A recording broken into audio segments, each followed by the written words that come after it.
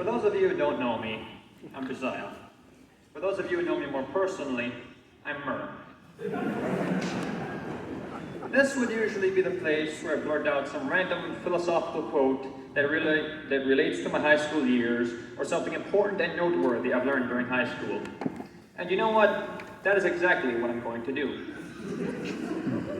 I would like to quote Sun Tzu from his infamous book, The Art of War.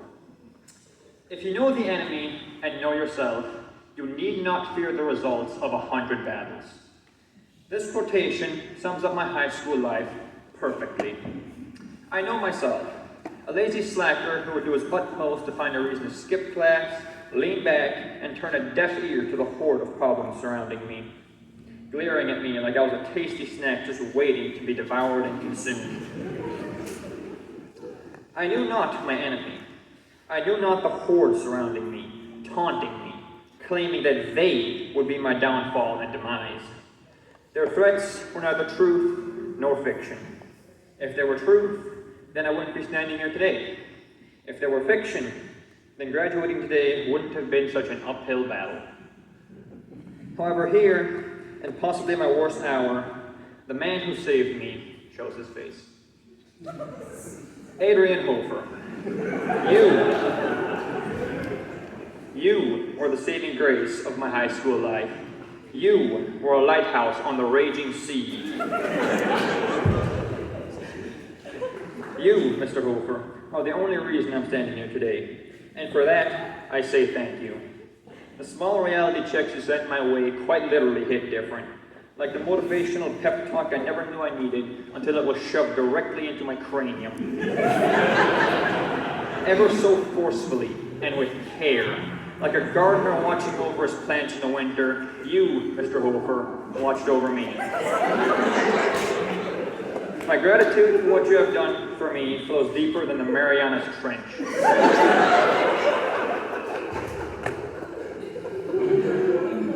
Jesse Hofer, you are the pusher of boundaries. You saw that I was burdened and heavy laden with borders and confusion. So many walls surrounded me, I didn't know which ones to break down and which ones to leave standing for the time being. I wanted to learn how, but I kept getting stuck, rotting in uncertainty. Then came your guiding hand, showing me what must be done next. When I needed it the most, you reached out and handed me a tiny sliver of knowledge. After about 50 times, I started to notice these aren't just random pieces of knowledge. These are tiny pieces of a puzzle, meant for me to collect and piece together. In the end, altogether, it was a simple quotation.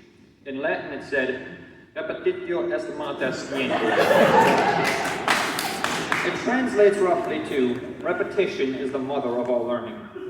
Repetition is how you break down your walls. But which one's first? I kept asking him.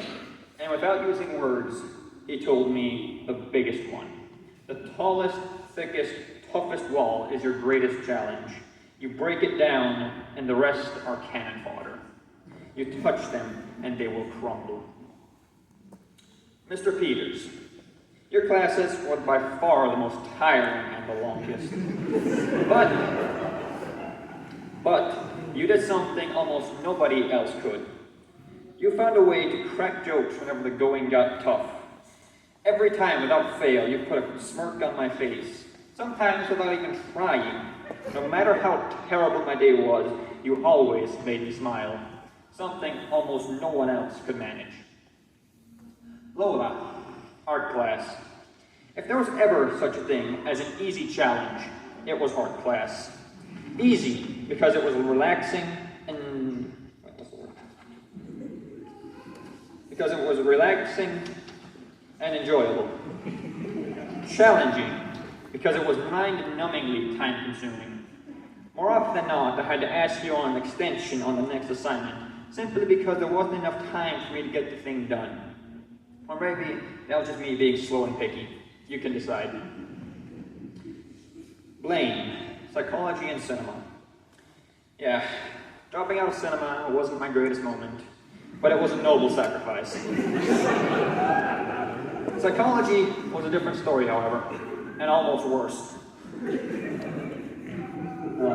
I'll admit, half of my psychology class was spent fighting off sleepiness.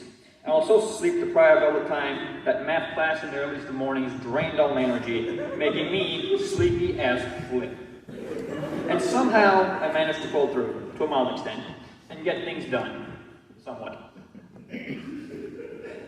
Mom, Dad, Sis, well, I did it. It took me 17 years and about 1,000 life lessons, but it's happening. Mom, thank you. Every other day when I had the chance, I would come home from my 9 o'clock breakfast and right down the table was a grilled cheese sandwich and a hot coffee waiting for me. Dad, thank you. Although you may not have been there as often to give me a solid reality check, you always managed to support me and push me in the right way in a positive direction. That sounded wrong. Sis, thank you. You were little Adrian number 2 to me. Whenever I was being lazy and unproductive, you would bring me back to my senses and give me a doozy of a reality check, Adrian style. Joseph Waldner, my best friend of 12 years. Remember the good old days? The Nerf battles we used to have in the basement of my old house? The multitude of times we went hunting frogs? Even the walks we used to take to the bridge, blaring whatever music was popular at the time? Yep, those were the good old days. The prime of our childhoods. And now look at what's happening. I'm graduating. That snuck up on me faster than you usually do.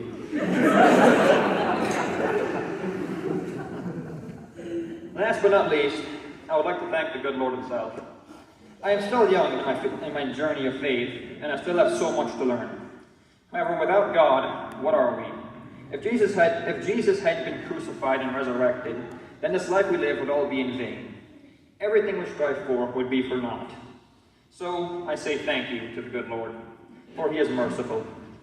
To God be the glory. To sum up, I would like to say this. I have spent over a decade in this very building, and no offense intended, but I'm glad to be done with it. When I exit those double doors tonight, I shall feel only one thing: relief. The likes of which I have not felt in my 17 years of life.